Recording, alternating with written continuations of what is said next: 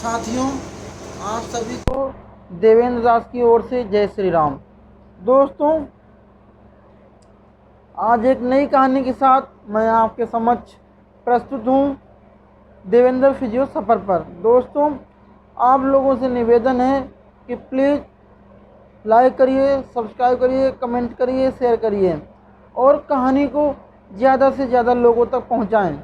दोस्तों, आज की कहानी शुरू करने से पहले एक छोटी सी कहानी आपके समक्ष प्रस्तुत कर रहा हूँ, क्योंकि एक कहानी भी दिल्ली की है और जो मैं आपको कहानी जो आज की कहानी है वो भी दिल्ली की विजय विहार इलाके की है। दोस्तों, होता क्या है, दिल्ली का विजय विहार इलाका, एक यहाँ पे हॉस्पिटल है, रजनी गुप्ता हॉस्पिटल, जहाँ डिलीवरी होती है। मूलतः ये नर्सिंग होम डिलीवरी वगैरह के लिए है। होता क्या है कि यहाँ से एक औरत चीखती हुई निकलती है तो सारे लोग घबरा जाते हैं। सारे पूछते हैं क्या हुआ क्या हुआ, तो वो शुरुआत में कुछ भी बता नहीं पाती। फिर होता क्या है, जब थोड़ा टाइम बीतता है तो वो बताती है कि इस हॉस्पिटल के कमोड में बच्चा टाइप का फंसा हुआ है, जो कि नवजात शिशु, जो क्लोट मुझे लग रहा वो नवजात शिशु का लग रहा है। तो बहुत सारे लोग उस टॉयलेट में पहुंच जाते हैं, देखते हैं कि टॉयलेट में एक बच्चा फंसा हुआ है। तो वहाँ की जो डॉक्टर होती हैं वो भी पहुंच जाती हैं, क्योंकि जो कमोड में बच्चा फंसा हुआ था वो बिल्कुल नवजात था और वो फंसे फंसे उसकी सांस नहीं मिली और वो मर गया। क्योंकि मामला मर्डर का भी बनता है, तो फिर जो डॉक्टर होते हैं वो पास के पुलिस स्टेशन यानी कि विजयनगर पुलिस स्टेशन को सूचना देते हैं। तो पुलिस आती है, बच्चे को निकालते हैं, उस बच्चे को, नवजात शिशु की जो मतलब जो वो है ना डेड बॉडी, उसको निकालते हैं और फिर ये सर्च करते हैं कि आखिर ये बच्चा जो कमोड में फंसा हुआ है इसे छोड़ के कौन जा सकता है। तो वहाँ के वो सीसीटीवी फुटेज वगैरह सब कुछ निकाले जाते हैं, पर उस कि कहाँ से बच्चा वो आया इस चीज़ का कोई भी पता नहीं लगता है। डॉक्टर से पूछते हैं कि किसका हो सकता है, ये सब कुछ भी नहीं हो पाता है।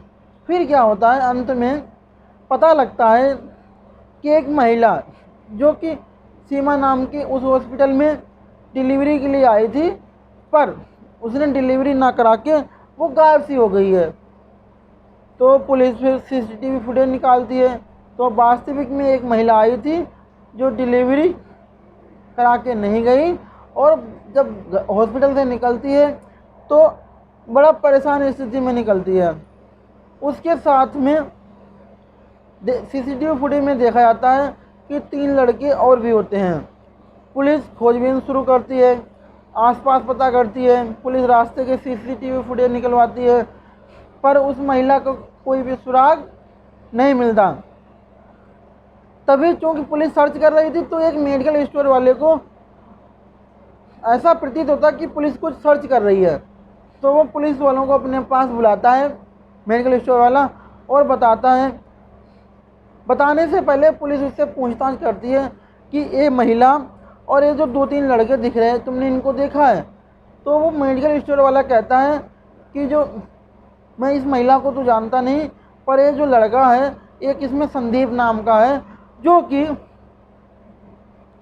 कल हमारे यहाँ दवाई लेने आया था। क्योंकि उन लोगों ने देख रखा था तो पुलिस मेडिकल स्टोर की भी फुटेज निकलवाती है, पर ये नहीं पता लगता वो लोग कहाँ गए, कैसे गए, ये सब कुछ भी पुलिस को पता नहीं चलता। पुलिस खोजबीन करती है, कुछ पता नहीं चलता। तभी एक आइडिया आता है कि पुलिस पूछती है कि जब उन्होंने दवाई ली थी तो पेमेंट कैसे करा था। तो वो मेडिकल स्टोर वाला बताता है कि उन्होंने पेमेंट यूपीआई के थ्रू करा था। अब पुलिस का 1 किलो मिल जाता है संदीप तक पहुंचने का। पुलिस क्या करती है कि संदीप यूपीआई के द्वारा संदीप का नंबर मिल जाता है। पुलिस संदीप को लोकेशन निकालती है और संदीप को पकड़ लेती है। जब पुलिस संदीप को पकड़ लेती है तो संदीप पहले तो कुछ बताने के लिए तैयार नहीं होता है, लेकिन जब पुलिस उसके साथ सख्ती से बात आती है तो वो एक ऐसी कहानी बताता है जिसे जो इस मानव शरीर के लिए बहुत ही गंद नियति का था। उसने बताया कि दरअसल ये जो सीमा नाम की लड़की है, इसके साथ इसकी दोस्ती हुई, प्यार हुआ, फिर आपस में संबंध बनने के बाद में ये प्रेग्नेंट हो गई। जब प्रेग्नेंट हो गई तो मुझे पता नहीं चलता है, जब मुझे नहीं पता चला तब मुझे जब पता चलता है तो कई सारे महीने हो चुके होते हैं।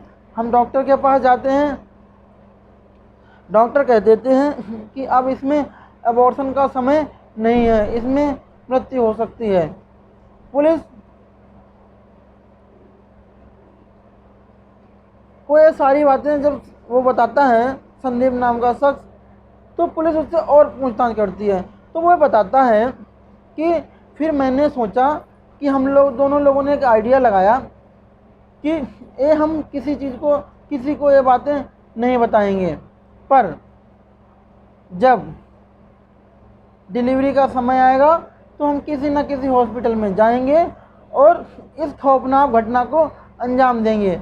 वो घटना क्या सोची कि कहीं हॉस्पिटल जाएंगे, बच्चे को कमोड में फंसा देंगे, यद्यपि कोई देख लेगा तो ये कह देंगे कि बाथरूम आई थी और बाथरूम में बच्चा पैदा हो गया, और नहीं देखा तो उसे छोड़ के भाग आएंगे।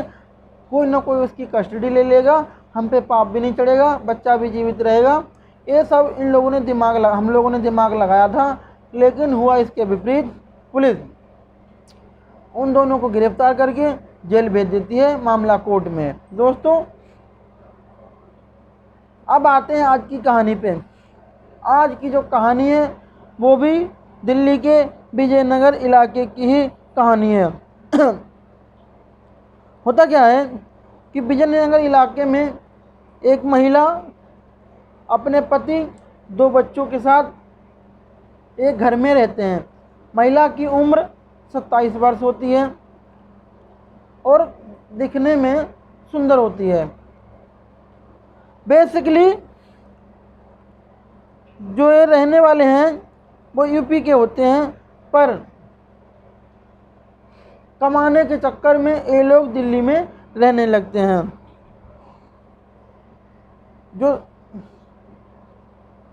जो इसका पति होता है, जिसका नाम सत्यपाल होता है, एक टेंट हाउस पे काम करने लगता है। जो पत्नी होती है वो घर का सारा काम करती है और घर का ही बच्चों को स्कूल छोड़ना, लाना, ले जाना, ये सब करती है।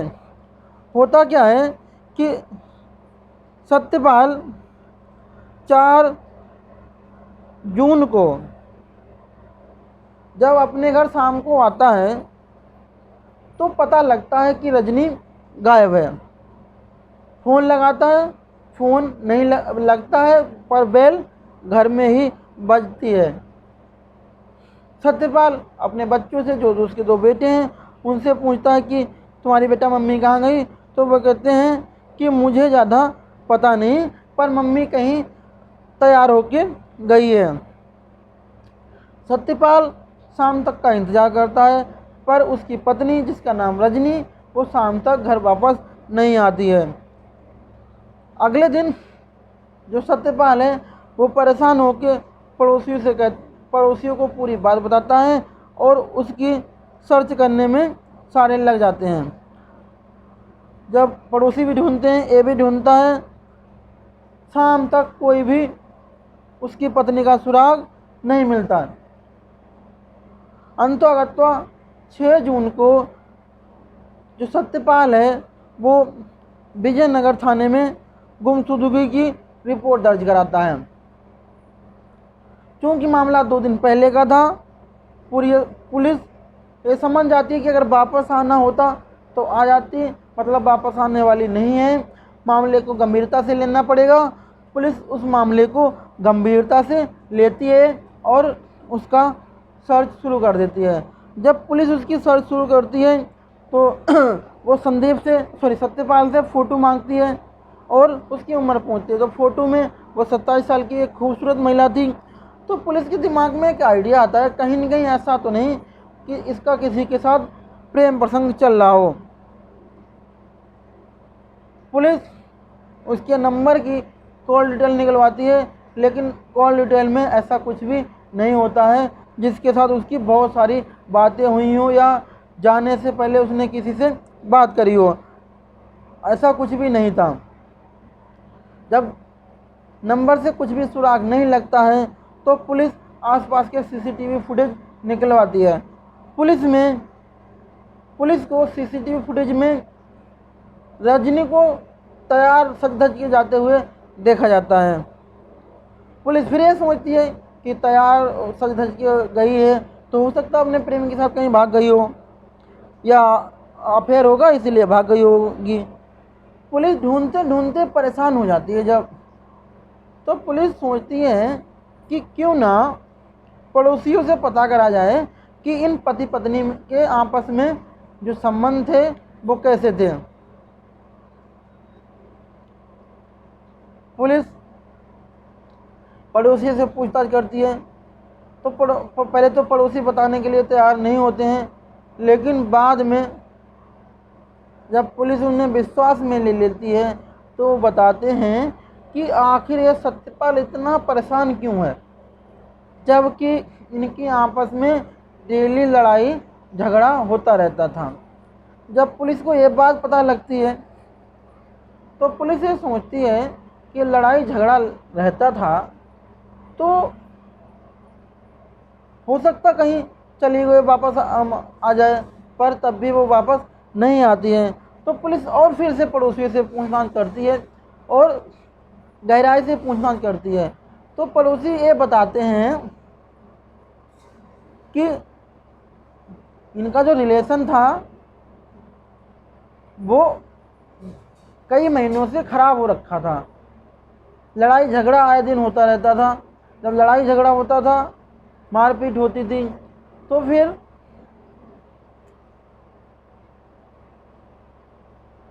ये इतना ढूंढ क्यों रहा है। तो पुलिस सत्यपाल से कड़ाई से पूछताछ करती है तो सत्यपाल बताता है।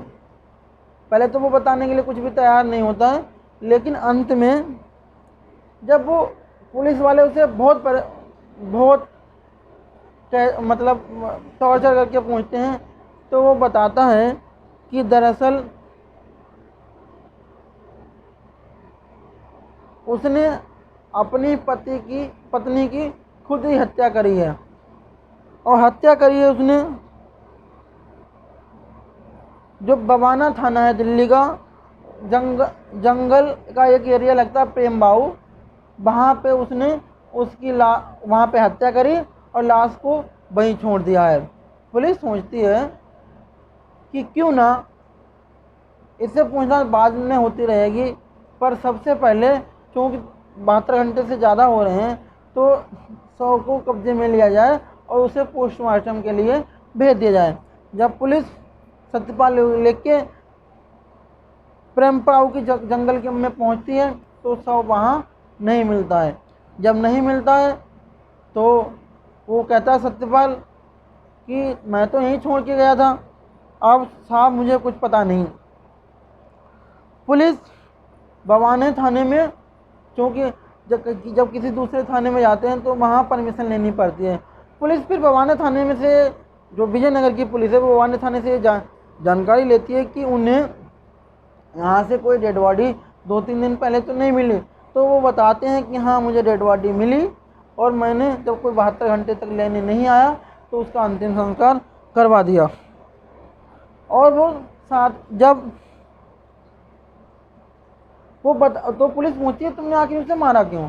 तो वो बताता है कि मैं जब अपने काम पे चला जाता था तो जब मैं घर आता था तो कोई आता जाता मुझे भागता दौड़ता, ऐसा मुझे प्रतीत होता था कि हमारी पत्नी का कई लोगों के साथ संबंध है, और मैं इस बार पूछता था तभी लड़ाई होती थी।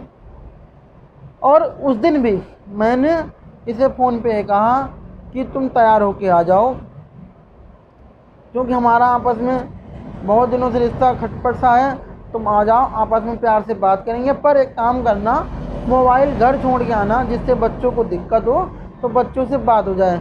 जब जब वो आती है तो मैं जंगल में उसे लेके आता हूँ और पूछता हूँ कि वो जो 4-5 लोग घर आते हैं वो कौन है। तो वो चिढ़ सी जाती है, और फिर क्योंकि मैंने रॉड यहीं छिपा के रख रखी थी, जब मैं पूछताछ कर रहा था तो ये बता नहीं रही थी, फिर मैंने इसकी रॉड से हत्या कर दी।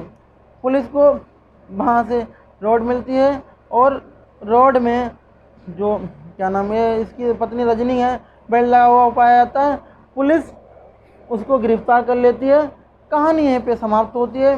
दोस्तों, इस कहानी को सुनाने का मतलब आपकी भावनाओं को ठेस पहुंचाना नहीं, बल्कि जागरूक करना है।